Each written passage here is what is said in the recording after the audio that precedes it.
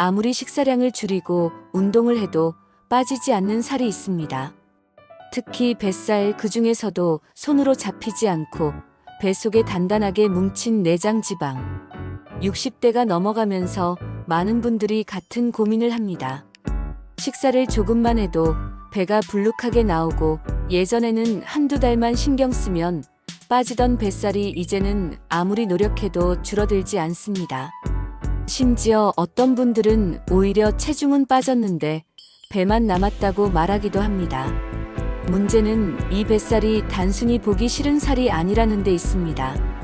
내장 지방은 복부 속 장기 사이에 낀 지방으로 나이가 들수록 쉽게 쌓이고 잘 빠지지 않습니다.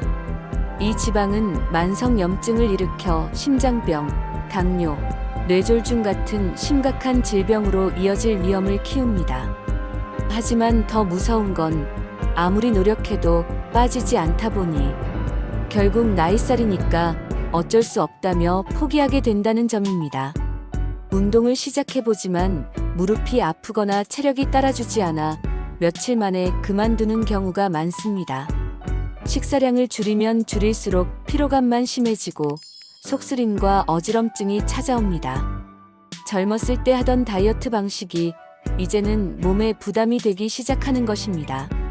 하지만 다행히 내장 지방을 줄이는 방법은 무조건 굶거나 무리한 운동만 있는 것이 아닙니다. 최근 여러 전문가들이 추천하는 한 가지 음식이 있습니다. 바로 병아리콩입니다. 병아리콩은 한때 외국 다이어트 식단으로 알려졌지만 지금은 국내 연구진들도 주목하는 건강식품입니다. 특히 중년 이후 내장 지방 감소와 심혈관 건강에 큰 도움이 된다는 연구 결과가 계속 나오고 있습니다. 병아리콩이 요즘 전문가들 사이에서 주목받는 데에는 분명한 이유가 있습니다. 그저 외국에서 유행해서가 아니라 실제로 몸에 큰 변화를 만들어내는 성분들이 들어있기 때문입니다. 가장 중요한 것은 바로 풍부한 수용성 식이섬유입니다. 그 중에서도 베타글루칸과 레시틴 같은 성분들이 병아리콩을 특별하게 만듭니다. 수용성 식이섬유는 몸에 들어가면 물과 만나면서 젤리 같은 형태로 변합니다. 보이지 않지만 위 속에서 부드럽고 탄력 있는 젤리막이 형성됩니다. 이 막은 우리가 먹은 음식, 특히 탄수화물이 빠르게 소화되지 않도록 천천히 잡아주는 역할을 합니다. 쉽게 말해 밥이나 빵처럼 금방 당으로 바뀌어버릴 탄수화물의 속도를 늦추는 속도 조절기 같은 존재입니다. 탄수화물이 천천히 소화되면 혈당이 급격하게 올라가는 것을 막을 수 있습니다. 혈당이 갑자기 치솟으면 몸은 이를 낮추기 위해 인슐린이라는 호르몬을 대량으로 분비합니다. 그리고 이 인슐린은 남아도는 당을 지방으로 바꾸어 우리 몸속, 특히 복부 깊숙한 곳에 저장해버립니다.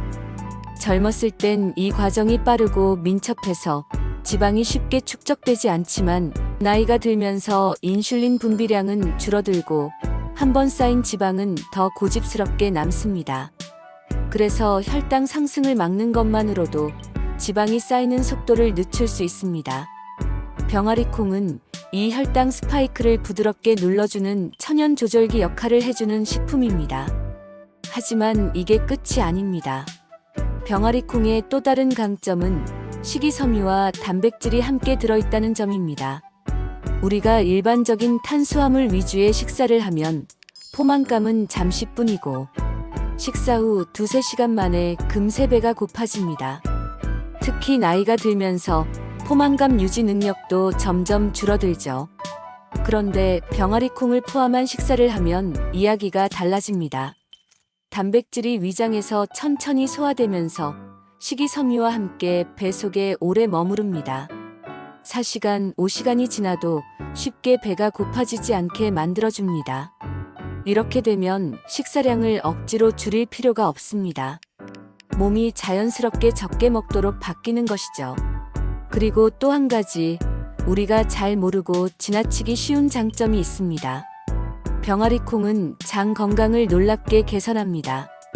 60대 이후에는 장의 기능이 눈에 띄게 약해지고 장내 환경이 나빠지면서 염증 수치가 올라갑니다.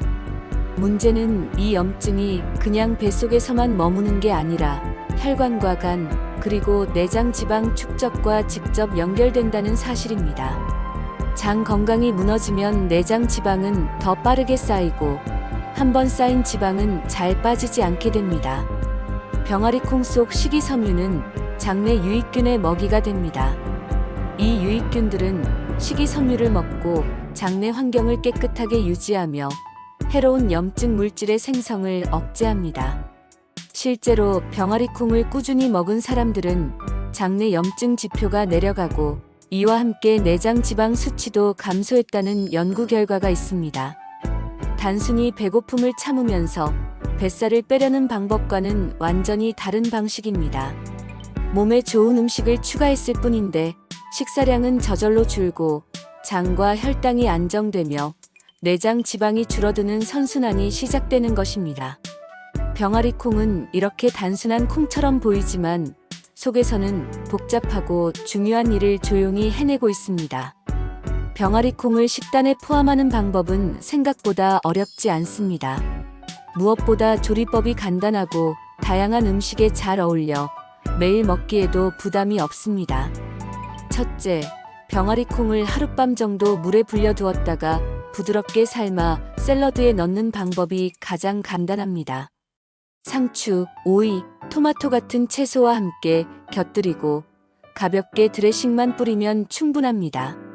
씹을 때마다 고소한 맛과 쫀득한 식감이 채소와 잘 어울려 단조로운 샐러드가 훨씬 든든해집니다. 둘째, 밥을 지을 때 삶은 병아리콩을 함께 넣으면 좋습니다. 콩밥처럼 자연스럽게 먹을 수 있어 별도의 반찬 없이도 포만감이 오래갑니다. 씹을수록 고소함이 배어나와 밥맛을 살리면서도 뱃속이 편안한 느낌이 듭니다. 셋째, 아침에 요거트에 삶은 병아리콩을 토핑으로 얹어 먹는 방법도 추천합니다. 상큼한 요거트와 부드러운 병아리콩의 조화가 의외로 잘 어울립니다. 이렇게 먹으면 아침 속쓰림이 줄어들고 오전 내내 속이 편안한 상태를 유지할 수 있습니다. 넷째, 병아리콩으로 만든 스프나 수프도 좋은 방법입니다. 부드러운 식감과 담백한 맛 덕분에 속을 편안하게 해주고 점심이나 저녁으로 부담 없이 섭취할 수 있습니다. 여기에 당근이나 샐러리 같은 채소를 곁들이면 영양도 한층 더 풍부해집니다. 병아리콩 섭취 권장량은 하루 10만 150지 정도면 충분합니다. 처음에는 소량부터 시작해 장이 적응하도록 하는 것이 좋습니다. 며칠만 지나면 소화기관도 점점 익숙해지고 포만감과 속 편안함이 자연스럽게 몸에 익게 될 것입니다. 이렇게 식단에 병아리콩을 포함시키고 나면 서서히 변화가 나타납니다. 아침에 느껴지던 속쓰림이나 더부룩함이 줄어들고 식사 후 졸림 현상도 감소합니다. 2주 정도 지나면 바지가 허리 부분에서 조금 헐렁해진 느낌이 들기 시작하고 계단을 오를 때 숨이 덜 차는 변화를 느끼게 됩니다. 그리고 한 달 정도 꾸준히 이어가면 뱃살의 묵직한 느낌이 완화되고 아침에 몸이 더 가벼워집니다. 이 변화는 하루아침에 일어나지 않지만 몸은 섬세하게 반응합니다. 억지로 줄이는 식사보다 좋은 음식을 하나 추가하는 방식이 오히려 지속 가능하고 효과적입니다. 내장 지방을 줄이는 길은 결코 복잡하지 않습니다. 매일의 식사에 병아리콩을 조금 더해보세요. 그 작은 변화가 여러분의 몸과 생활에 큰 차이를 만들기 시작할 것입니다.